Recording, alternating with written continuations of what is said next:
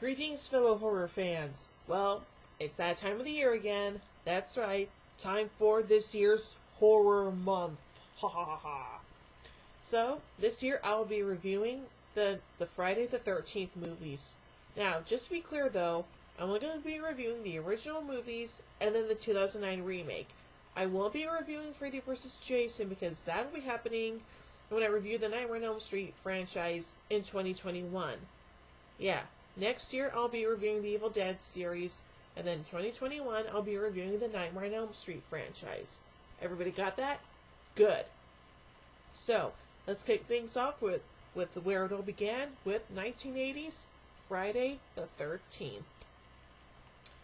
In 1958 at Camp Crystal Lake, counselors Barry and Claudette sneak inside a storage cabin to have sex, where an unseen assailant murders them. 21 years later, Camp Counselor Annie Phillips is given a lift halfway to the reopened Camp Crystal Lake by a truck driver named Enos, despite an elderly man named Crazy Ralph warning her, "You're doomed, doomed." While driving, Enos warns Annie about the camp's past, informing her about a young boy who drowned at Crystal Lake in 1957 and the two murders. After being dropped off, she hitches another ride from an unseen person, who chases her into the woods and slashes her throat. Ugh. At the camp, counselors Ned Rubenstein, Jack Burrell, Bill Brown, Marcy Cunningham, Brenda Jones, and Alice Hardy, along with the owner Steve Christie, refurbish the cabins and facilities. As a thunderstorm approaches, Steve leaves the campground to stock supplies.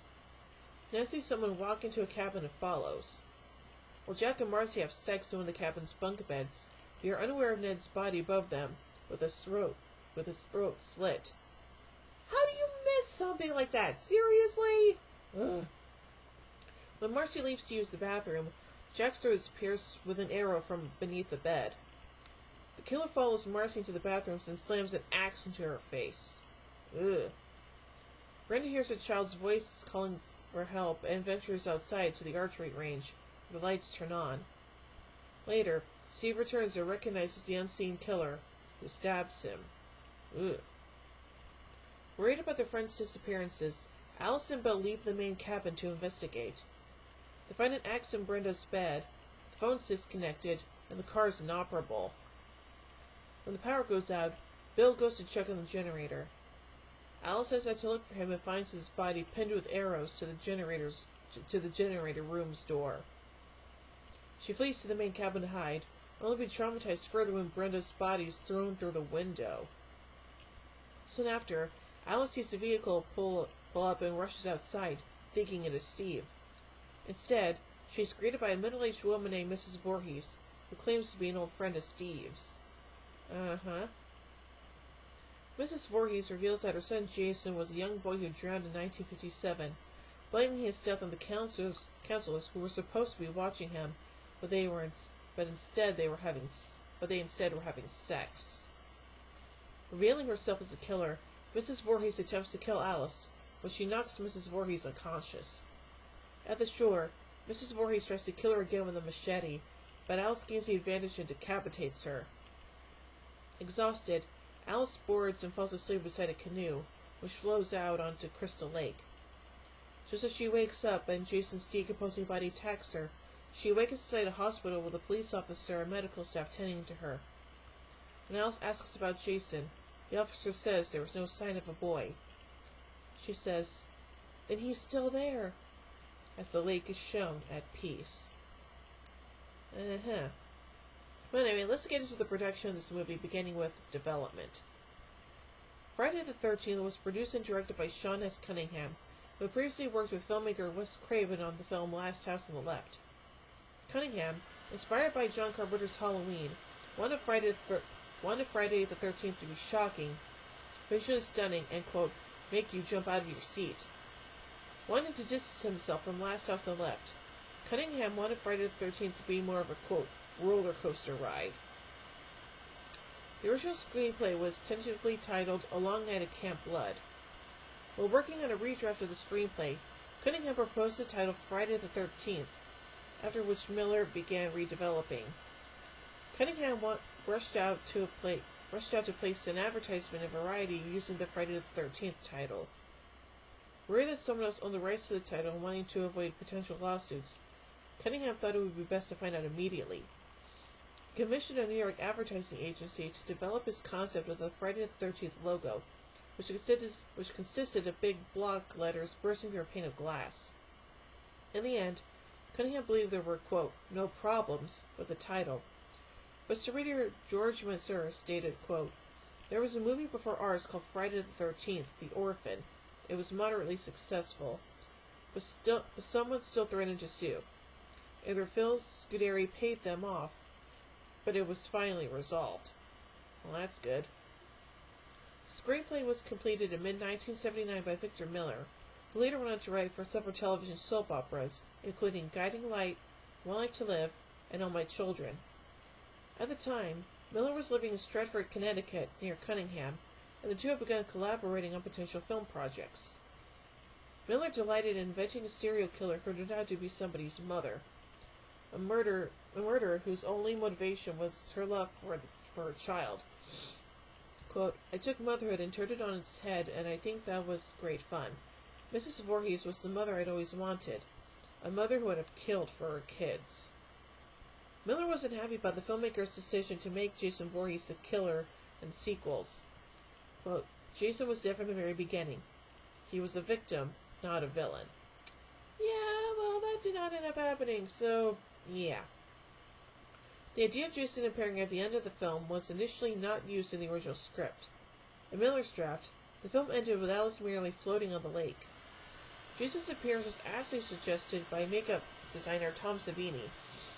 Savini stated that, quote, the whole reason for the cliffhanger at the end was I had just seen Carrie, so we thought we needed a chair jumper like that, and I said, let's bring in Jason. Now, on to casting. A New York-based film, headed by Julie Hughes and Barry Moss, was hired on a New York-based firm, headed by Julie Hughes and Barry Moss, was hired to find 8 young actors to play the camp staff members. Cunningham admits that he was not looking for, quote, great actors, but anyone that was likable and appeared to be a responsible camp counselor. The way Cunningham saw it, the actors would need to look good, read the dialogue somewhat well, and work cheap. Moss and Hughes are happy to find 4 actors, Kevin Bacon, Laurie Bartram, Peter Brower, and Adrienne King, who had previously appeared on soap operas. The role of Alice Hardy was set up as an open casting call, a publicity stunt used to attract more attention to the film. King earned an audition primarily because she was the friend of someone working in Moss and Hughes' office, and Cunningham felt she embodied the qualities of Alice. After she auditioned, Moss recalls Cunningham commenting that they saved the best actress for last. As Cunningham explains, he was looking for people that could behave naturally, and King was able to show that to him in the audition. When King was cast in the role of lead heroine Alice, Laurie Bartram was hired to play Brenda. Kevin Bacon, Mark Nelson, and Janine Taylor, who had known each other prior to the film, was cast as Jack, Ned, and Marcy, respectively.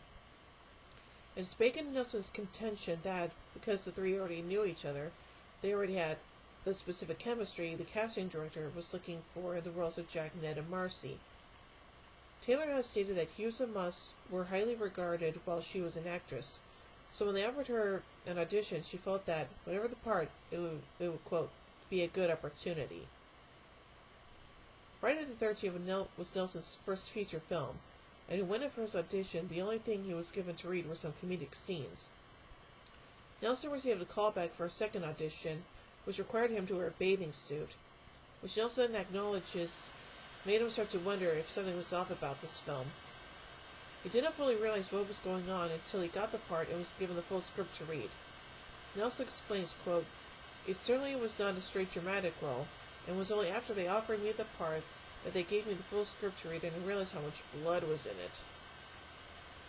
Nelson believes that Ned used humor to hide his insecurities, especially around Brenda, whom the actor believes Ned was attracted to. Nelson recalls an early draft of the script stating that Ned suffered from polio and his legs were deformed while his upper body was muscular. Ned is believed to have given birth to the, quote, practical joker victim of horror films. According to author David Grove, there was no equivalent character in John Carpenter's Halloween or Bob Clark's Black Christmas before that. He served as a model for the slasher films that will follow Friday the 13th. The part of Bill was given to Harry Crosby, son of Bing Crosby. Nice. Robbie Morgan, who plays Annie, was not auditioning for the film when she was offered the role. While in her office, Hughes looked at Morgan and proclaimed, quote, "You're a camp counselor." The next day, Morgan was on the set. Morgan only appeared on set for a day to shoot all her scenes. Rex Everhard, who portrayed Enos, did not film the truck scenes with Morgan, so she had to act with either an imaginary Enos or exchange dialogue with Tasso Stavrakis, Savini's assistant, who would sit in the truck with her. It was Peter Brower's girlfriend that helped him land a role on Friday the 13th. After recently being written off the show Love of Life, Brower moved back to Connecticut to look for work. Learning that his girlfriend was working as an assistant director for Friday the 13th, Brower asked about any openings. Initially told casting was looking for big stars to fill the role of Steve Christie, it was not until Sean Cunningham dropped by to deliver a message to Brower's girlfriend and saw him working in Garden that Brower was hired. Estelle Parsons was initially asked to portray the film's killer, Mrs. Voorhees, but eventually declined. Her agent cited that the film was too violent and did not know what kind of actress would play such a part. Hughes and Moss sent a copy of the script to Betsy Palmer in the hopes that she would accept the part. Palmer could not understand why someone would want her for a part in a horror film, as she previously starred in films such as Mr. Roberts, The Angry Man, and The Tin Star. Palmer only agreed to play the role because she needed to buy a new car, even when she believed the film to, quote, be a piece of shit. Ugh. Stavrakis subbed for Betsy Palmer as well, which involved Morgan's character being chased through the woods by Mrs. Voorhees, although the audience only sees a pair of legs running after Morgan. Palmer had just arrived in town when those scenes were about to be filmed, and was not in the physical shape necessary to chase Morgan around the woods. Morgan's training as an acrobat assisted her in these scenes, as the character was required to leap out a moving jeep when she discovers that Mrs. Voorhees did not intend to take her to the camp. Betsy Palmer explained how she developed the character of Mrs. Voorhees. Being an actress uses the Stanislavski method. Sorry if I butchered that. I always tried to find details about my character. With Pamela, I began with the class ring that I remembered reading in the script that she'd worn. Starting with that, I traced Pamela back to her high school days in the early 1940s. So it's 44, a very conservative time, and Pamela has a steady boyfriend. They had sex, which is very bad, of course, and Pamela soon gets pregnant with Jason. The father takes off, and when Pamela tells her parents, they disown her because having babies out of wedlock isn't something that good girls do. And then she took Jason and raised him the best she could, but he turned out to be a very strange boy. She took lots of odd jobs, and one of those jobs was a cook at a summer camp. Then Jason drowns and her whole world collapses. What were the counselors doing instead of watching Jason? They were having sex, which is the way that she got into trouble. From that point on, Pamela became very psychotic and puritanical in her attitudes, as she was determined to kill all of the immoral camp counselors. Cunningham wanted to make the Mrs. Voorhees character terrifying, and to that end, he believed it was important for Palmer to not act over the top. There was also fear that Palmer's past credits, as more of a wholesome character, would make it difficult to believe she could be scary. Palmer was paid $1,000 per day for 10 days on set. Ari Lehman, who had previously auditioned for Cunningham's Manny's Orphans, failing to get the part, was determined to land the role of Jason Voorhees. According to Lehman, he went in very intense, and afterward Cunningham told him he was perfect for the part. In addition to the main cast, Walt Gorney came on as Crazy Ralph, the town's soothsayer. The character Crazy Ralph was meant to establish two functions: foreshadow the events to come, and insinuate that he would actually be the murderer. Cunningham has stated that he was apprehensive about including the character, and is not sure if he accomplished his goal of creating a new suspect. Anyway, let's move on to filming. The film was shot in and around the townships of Hardwick, Blairstown, and Hope, New Jersey in September 1979. The camp scenes were shot on a working Boy Scout camp, Camp Novi Bosco, which is located in Hardwick, New Jersey. The camp is still standing and still operates as a summer camp. The cinematography in the film employs recurrent point-of-view shots from the perspective of the villain. Savini was hired to design the film's special effects, based upon his work in George A. Romero's Dawn of the Dead. Savini's design contributions included creating the effects of Marcy's axe wound to the face, the arrow penetrating Jack's throat, and Mrs. Voorhees' decapitation by the machete. During the filming of the fight sequences between King and Palmer's characters, Palmer suggests rehearsing the scene based on her training in theater. Quote, "I said to Adrian, why do I rehearse the scene? I have to slap you, because on stage, when you slap somebody, you slap them." While rehearsing, Palmer slapped King in the face, and she began crying. Quote, "She collapsed on the floor, crying, 'Sean, she hit me!' And I said, 'Well, of course I hit her. We were rehearsing the scene.' He said, 'No, Betsy. We don't hit people in movies. We miss them.'" Now anyway, on to music. When Henry Manfredini began working on the musical score, the decision was made only to play music when the killer was actually present, so as to not manipulate the audience. Manfredini pointed out the lack of music for certain scenes. Quote, "There's a scene where one of the girls is setting up the archery area. One of the guys shoots an arrow into the target and just misses her. It's a huge scare, but if you notice, there's no music. That was a choice." Manfredini also noted that when something was about to happen, the music would cut off so that the audience would relax a bit, and the scare would be that much more effective.